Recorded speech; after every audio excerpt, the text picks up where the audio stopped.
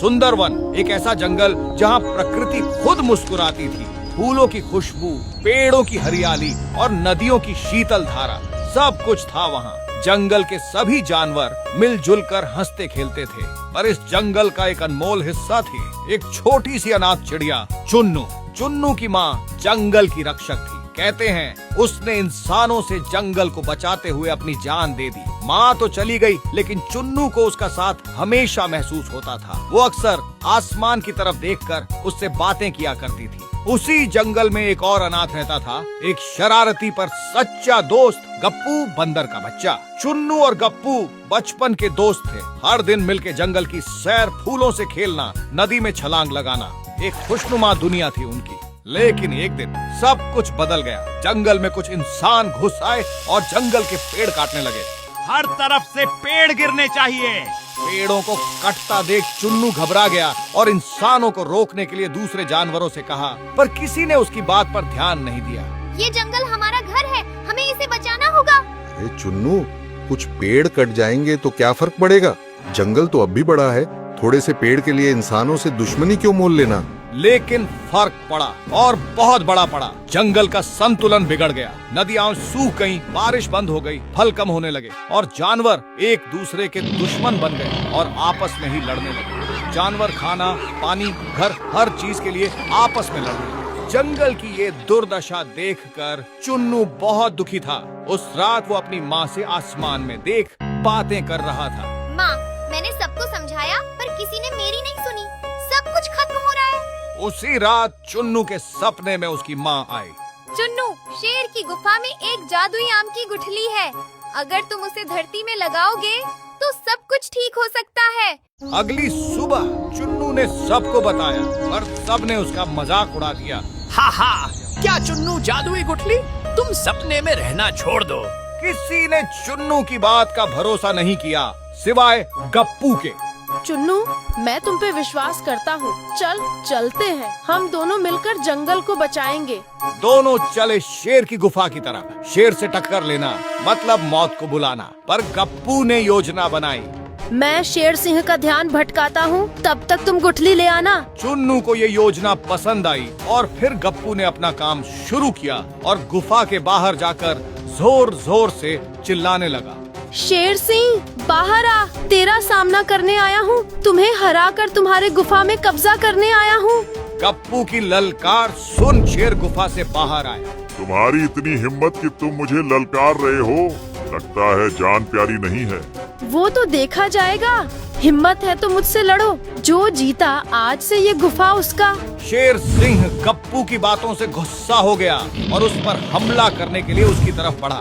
तभी चुन्नू, जो पेड़ पर इसी पल का इंतजार कर रहा था, वो चुपके से गुफा में घुस गया। चुन्नू ने अंदर जाकर इधर उधर खोजा और गुफा की छत पर उसे कुछ चमकता हुआ दिखाई दिया। वो उसके पास गया तो देखा कि वो एक आम की गुठली थी। मतलब माँ सच में मेरे सपने में आई थी। ये जादुई गुठली सच में है।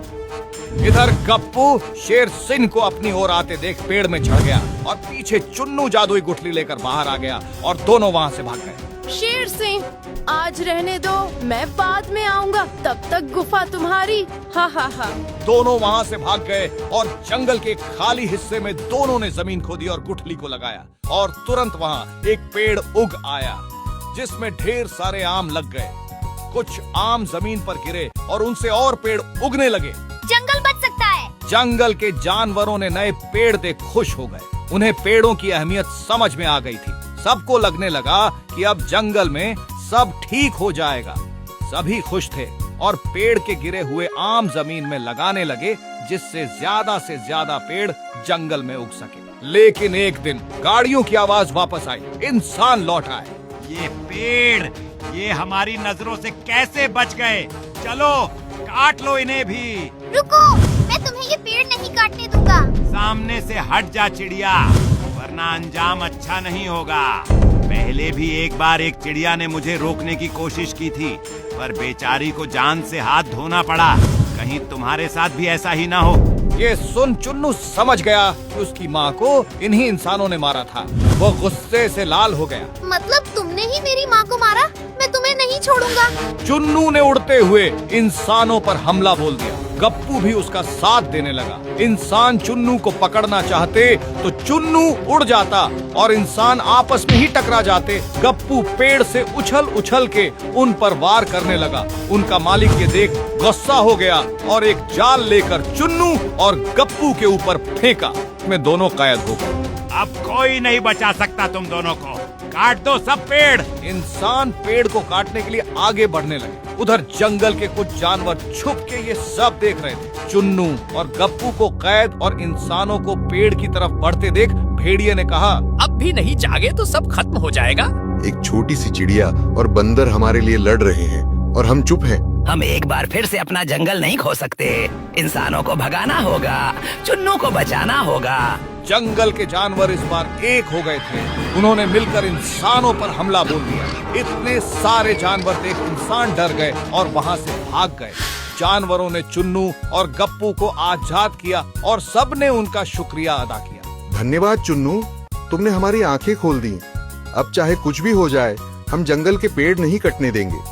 कुछ ही सालों में जंगल वापस हरा भरा हो गया। नदियाँ फिर से बहने लगी, फल लगने लगे और जंगल में एक बार फिर से खुशी छा गई। माँ, हमने जंगल बचा लिया।